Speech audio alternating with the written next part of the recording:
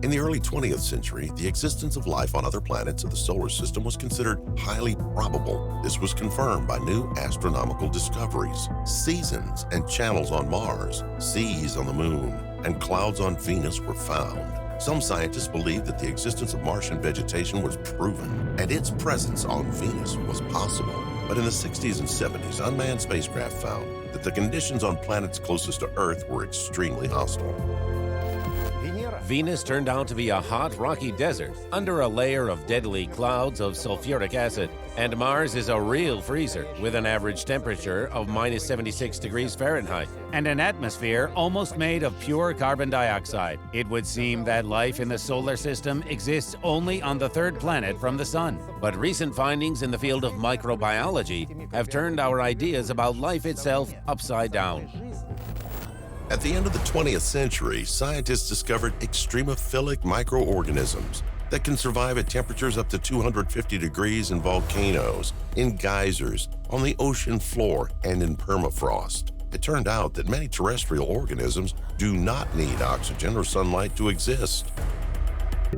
Moreover, living organisms were found on the outside of the ISS. That is, they managed to survive in outer space. Most likely, they were brought from the stratosphere along with dust and ascending air currents. But a number of scientists argue that some microorganisms found on the ISS may be of extraterrestrial origin. That is, they exist in interplanetary cosmic dust. All these discoveries indirectly confirm the panspermia hypothesis that life was brought to Earth by asteroids and comets. But can microorganisms survive the dense layers of the atmosphere when asteroids pass through them? To answer this question, Russian scientists decided to conduct two experiments, the Photon M and the Bion M1, whose purpose was to create artificial meteorites with various microorganisms on board. As a part of the experiment, artificial meteorites were launched into Earth's orbit in such a way that they rotate for 2 weeks and then fall under the influence of our planet's gravity. During the experiment, Photon and Bion passed through the dense layers of the atmosphere where they were heated to 1800 degrees Fahrenheit. The basalt melted from the heat and almost all of the microorganisms burned up. However, two types of extremophilic bacteria still managed to survive. So it is quite possible that life is spread across the solar system. But it develops only where the soil is suitable, for example, on Mars. Since the average temperature on the planet is minus 76 degrees, the Martian soil is very similar to permafrost in its properties. This means that cryopegs can exist in it. These are bacteria that can survive at extremely low temperature. An article was published some time ago, in 2010, I believe, in the prestigious American scientific journal PNAS. It stated that microorganisms had been found in the ice of the Kolyma River in the north of Russia. They turned out to be Corynebacteria, which are perfectly resistant to the rarefied atmosphere of Mars. And what's more, they grow better there than under normal conditions. However, even primitive life on Mars has not yet been discovered, but perhaps we need not go so far to search for it. After all, water, which is essential for the emergence of life, is found even on the Moon. The Moon also has permafrost at the poles, and if life appeared on Earth due to collision with comets and other celestial bodies that produced cosmic spores, they could just as well be preserved in the natural refrigerator of the lunar poles. Therefore, by studying the lunar poles, we can, in fact, understand what was brought to Earth billions of years ago. But of course, no one talks about any form of life on the ancient Moon or on the modern Moon, because the environment is not suitable. In fact, it's just open space, so anything similar to earthly life can't exist there. It might be in a preserved form, but it can't have originated there. The sensors installed on the American Viking-type spacecraft, which explored Mars from 1976 to 1980, did not find any life forms in the soil of the Red Planet, but they did not find life on Earth in the rocky deserts of Antarctica. Of course, now technology has advanced a lot, but no automation can replace a full-fledged laboratory analysis on Earth. No wonder American space exploration is concentrating on the delivery of soil samples from Mars. But strangely enough, A real surprise might be presented to the scientific world not by Mars, but by Venus. It is a planet where not a single spacecraft survived for more than 2 hours. Venus is the goddess of beauty, but this planet is more like hell. The temperature is 880 degrees Fahrenheit. The pressure is 92 atmospheres. The wind speed 450 miles per hour. And there's metallic rain. But 3 billion years ago, this hostile world was very similar to modern Earth. Venus had the same amount of water as Earth when the planets were formed. It is possible that there was an ocean, and life could have appeared in the ocean, because when Venus was formed, the sun had less luminosity. Venus was in the habitable zone. It was too early for Earth. It was still cold on Earth, and life could not exist here. So it is quite possible that Venus was the first planet on which life arose. And perhaps scientists will be able to detect traces of the first life forms not on the surface, but in the dense cloud layer of Venus. At an altitude of 30 to 40 miles, the atmospheric pressure just reaches 1 atmosphere. In other words, it's similar to that of Earth, and the temperature varies from 30 to 70 degrees. It is in such conditions that life developed on our planet, and even the fact that the clouds on Venus are a 75% solution of sulfuric acid is not a problem for microorganisms. In such conditions, extremophiles that feed on sulfur can survive. For example, the Archaea microphilius, which lives in hot brines on the Japanese island of Hokkaido. On Venus, the upper cloud layer is yellowish in all spectral analyses. In the ultraviolet, we can see strips or spots. And now, one of the hypotheses is that these spots are caused by bacteria, whose ultraviolet spectrum is similar to the ones we can observe on Earth. To study the cloud layer of Venus, NASA experts suggest launching an aircraft, an inflatable helium plane on solar batteries. This is a modified version of the Soviet probe Vega, successfully launched into the atmosphere of the planet in 1984. The American spacecraft will carry 44 pounds of scientific equipment. With its help, scientists hope to find out the composition of the clouds of Venus and perhaps to discover life. It is assumed that the craft will also carry a microscope, which will look at the particles in the clouds. That is, if there are microbes, then it will measure their size. The size can actually be measured according to other factors, for instance, by shape. And if there are microbes, then it will identify whether they are life. Is there life on Venus? Obviously, we will find out after 2025. The time frame of the future mission is still being discussed. But even if microorganisms are not found on Venus, the Moon, and Mars, scientists are not going to give up. Behind the orbit of Mars, there is the so-called frost line of the solar system. This is the distance from the star where it is cold enough not only for water, but also for methane, ammonia, nitrogen, and chlorine to become solid. That is, turn into ice. Therefore, life on the surface of the planets beyond the frost line cannot exist, even theoretically. But it could still exist below the surface, in the depths of their natural satellites. Scientists suggest that under the ice crust of the moons of gas giants Jupiter and Saturn, there are warm subglacial oceans.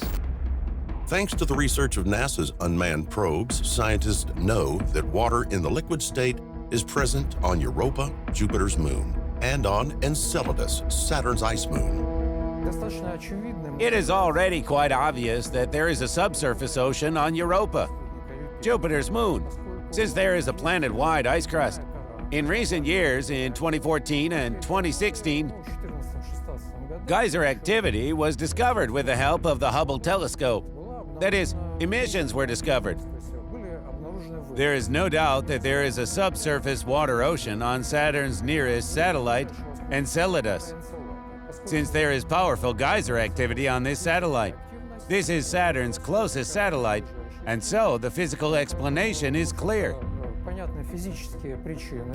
The water in the depths of Europa and Enceladus is heated by geological activity. Gas giants affect satellites with powerful gravitational, or as it is also called, tidal force. Because of this force, the ice moons are constantly stretching and contracting, warming up the inside. As a result, cracks form in the ice shell, through which water bursts out, flying in huge streams into open space. It looks especially impressive on Enceladus. In the southern hemisphere, there are many geysers which emit jets of water vapor and dust particles hundreds of kilometers high. The American space probe Cassini was able to fly through them and even determine the composition of the emissions. 93% of these emissions are water or water ice. Well, they just freeze right away. About 4% are nitrogen and 1.6% are methane. About 1% is complex organic compounds. That's their composition. Well, basically, it is possible that Enceladus may also have a fairly salty composition of its internal ocean. That is why the possibility of the existence of life, of course, requires additional research. Samples from the jet plume of Saturn's moon, collected by the Cassini spacecraft, are still being studied. In 2018, experts announced that they found complex organic macromolecules, the building blocks of life. Undoubtedly, Enceladus is one of the most promising places to search for life outside Earth, but I'm afraid that we will not be able to reveal all its secrets anytime soon. After all, Saturn is about 1 million miles away. Launched in 1997, the Cassini spacecraft took 7 years to reach Enceladus. Jupiter's Europa is twice as close, and the conditions are almost the same. So we hope to find life in the solar system on this celestial body first. Moreover, unlike Enceladus, the existence of an ocean on Europa can actually be considered to be a proven fact. If we look at the surface of Europa, it looks like a frozen lake with some cracks, loops, and so on. This is what the whole surface of Europa looks like. And this layer of ice is maybe 30 to 60 miles deep. And there are reasonable grounds to assume that under this layer, there is an ocean of water in liquid form. Moreover, its temperatures are sufficient to sustain life, and microorganisms could get energy to exist just as they do at the bottom of our oceans, from the core of the satellite, not from the sun, because it is clear that the amount of solar energy reaching there would be very low. Scientists suggest that the conditions at the bottom of the ocean on Europa are quite suitable for the existence of thermophilic terrestrial bacteria which inhabit the so-called black smokers. These are volcanoes at the bottom of the sea with superheated fluids, and these microbes live there. They can develop at such high temperatures. What do they eat? Well, the highest temperature microbe, for example, consumes hydrogen. Such thermophilic organisms were found while drilling ice on the Antarctic lake Vostok, which is located under a 3-mile glacier. It is assumed that they live in hot springs at the bottom of the reservoir. Scientists consider this reservoir a testing ground for developing the technology for penetrating the ocean of Europa. Even on Earth, to drill through a 30-mile layer of ice is currently an unsolvable task. Therefore, various cryobots are being actively tested in Antarctica. These are controlled devices that use heat and can melt ocean ice and thus penetrate underwater. The probe is wired to the control unit on the surface. Various measuring instruments are also installed on it. Such devices may be used to melt ice on Europa in the future.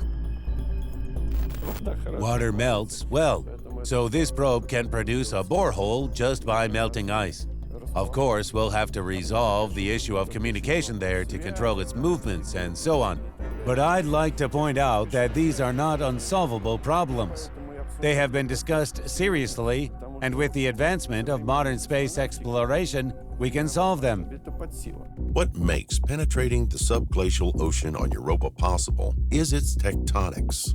In the beginning, when space probes started to fly there, we found that the surface was very similar to the surface of our northern Arctic Ocean. It even had pressure ridges. The thing is that its surface is shaken from time to time. Earthquakes occasionally occur there due to tidal forces, which produces cracks. As soon as cracks form, the liquid from inside comes to the surface, and pressure ridges are formed, which, I'll repeat myself again, are very similar to those in Antarctica. The Ice Fin vehicle, developed by the Georgia Institute of Technology, should help us penetrate these cracks. It has the shape of a torpedo with a length of almost 14 feet and a width of only 0.8 feet. Due to this, Ice Fin can sneak into small cracks and holes in the ice sheet. This vehicle, developed by American scientists, is already carrying out such tasks successfully, researching the oceanic flora and fauna off the coast of Antarctica. Water emissions from under the ice crust of Europa will occur in the same area of the planet. Maybe we will be able to find a stable crack through which we can penetrate the subglacial ocean. But for this, we will need to study the relief of the celestial body carefully to take really detailed photos with good resolution. The European Space Agency is seriously thinking about it. Now the JUICE mission is being prepared for Jupiter and its moons. The launch is scheduled for 2022, but scientists will only receive the first pieces of data in 2030. In the meantime, the mission to get into Europa's ocean is something for the distant future. But even without this, we can learn a lot about it. That's because on Europa, there are places where water from the subsurface ocean breaks to the surface and freezes quickly. We can take samples of the ice from the surface, somehow melt it into a liquid state and analyze it to see if there are any microorganisms. That is, we can conduct some biological experiments. This can be actually done right on board the probe. This is perhaps the most realistic scenario for finding life on Europa in the next 10 to 15 years. NASA and the Russian Space Agency are already developing unmanned vehicles that can land on Europa and take samples of the ice. However, the specific dates of their launch are not yet established in view of the technical complexity and high cost of such projects. But we have the experience of the landing modules on Mars, which means that this is a completely feasible task. Of course, most of all, scientists dream of sending astronauts with research equipment to Europa who would be able to dive into the subglacial ocean in a submersible. But such plans are still science fiction because of the high level of radiation. Europa is practically in the middle of a very powerful magnetosphere and Jupiter's radiation belt. Therefore, it is possible that some missions for a more detailed study of Europa could be implemented. But the problem is the very high level of radiation. A person without a spacesuit would get a lethal dose of radiation in less than 10 minutes. How well does the ice crust protect the ocean of Europa from the deadly flow of charged particles? This question requires additional study. Even extreme microorganisms may not be able to survive in this ocean. The probability of finding a civilization of fish-like people, or at least fish, in the ocean of Europa is currently estimated by the scientific community as equal to 0. On the other hand, Jupiter's 2 neighboring satellites have much lower levels of radiation. It is 90 times lower on Ganymede and 54,000 times lower on Callisto, and these moons could also have oceans. They apparently are under a much thicker crust. There is indirect evidence, in particular the fact that Ganymede and Callisto have weak magnetic fields. And the only possible explanation is the presence of an internal ocean, a salty, conductive ocean. Penetration into the depths of these satellites is a task for the distant future. However, there are other candidates in the solar system that might have life as well. Scientists consider Titan to be one of them. Another interesting object in the solar system where life might be found is Titan, another of Saturn's moons. Titan has a rather dense atmosphere, and the atmospheric pressure on the surface is a little higher than 1 atmosphere. That is, it is 1.5 bars. 1 bar is equal to the atmospheric pressure on Earth. The planet is very cold, naturally. It is about -230 to -320 degrees Fahrenheit on the surface. But this is the only object in the solar system besides Earth which has liquid on its surface. But it is not water, as we have here. It is methane in a liquid form. There is a cycle of liquid methane in the atmosphere on Titan, which is similar to the water cycle on Earth. When the temperature rises, evaporation occurs, methane clouds form, then rains fall, and methane seas and lakes appear. And according to observations from the Cassini spacecraft, which conducted experiments in the atmosphere, measurements of methane molecules were made in the atmosphere, and based on their connection with other organic compounds, it was concluded that the presence of some microorganisms is possible even in a liquid methane medium. But this is less clear to us. That is, this would have to be a phase of life without oxygen. and that is a little bit different. Other chemical processes need to take place. However, there are grounds for speculating about this form of life in a liquid methane environment. It is possible that there are life forms on Titan, and we know nothing about them. Perhaps over time, microbiologists will learn to identify them, and it will turn out that life is spread throughout the solar system. However, if that happened, we'd prefer to study the new microorganisms remotely. After all, guests from other planets could destroy humanity. What if we suddenly bring an unknown virus to Earth? Several thousand tons of meteoritic matter fall on Earth annually, and it all falls across our planet. But here's an interesting fact. There's never been an occasion when an epidemic spread across the entire planet simultaneously. Many epidemics have occurred in Europe, which means that the European population has developed immunity to certain diseases. But when Europeans came to America, where these diseases had never existed before, new epidemics started there. That is, there is not a single case whereby an epidemic can be associated with certainty with cosmic matter, because everything that falls to Earth crumbles all over the planet. But we don't have any such examples, and consequently, maybe, even if there are any preserved forms that can survive the conditions of space, they are not active and cannot cause any kind of epidemic here. That calms me down a little. Essentially, the exchange of matter between the celestial bodies of the solar system is constant. On Earth, scientists periodically find Martian and lunar meteorites. In the same way, in the distant past, pieces of terrestrial rock could go to other planets as a result of collisions with asteroids and comets. If we find life in the solar system, then perhaps it will have a terrestrial origin, And it will be more interesting, from a scientific point of view, to follow how it developed in conditions that are radically different from those that exist on our planet. My name is Vladimir Surdin. See you in the next episode of A Guide to the Universe.